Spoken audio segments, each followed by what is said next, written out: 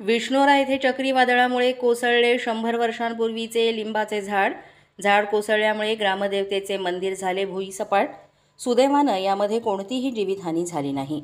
मंगळवारी सायंकाळी 6 वाजण्याच्या सुमारास अचानक झालेल्या चक्रीवादळामुळे मोर्शी तालुक्यातील विष्णोरा इथं गावालगत असलेल्या ग्रामदेवतेच्या मंदिराला लागून असलेलं शेकडो वर्षांपूर्वीचं लिंबाचं झाड कोसळून मंदिर भुईसपाट झालंय.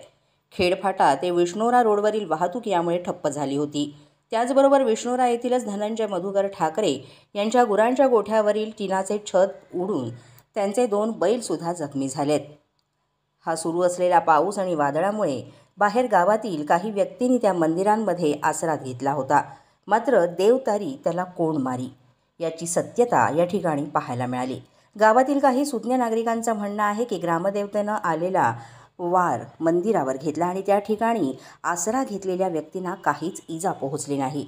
या वादळानं पडलेलं झाड आणि मंदिर पाहण्याकरिता गावातील महिला आणि पुरुषांनी एकच गर्दी केली होती.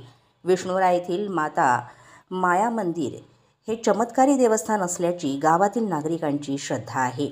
त्याचबरोबर गावातील काही श्रद्धाळूंनी लगेच मंदिराचं बांधकाम सुरू करण्याचा निर्णयसुद्धा या ठिकाणी घेतला आहे. Bureau report, Marathi 9 news.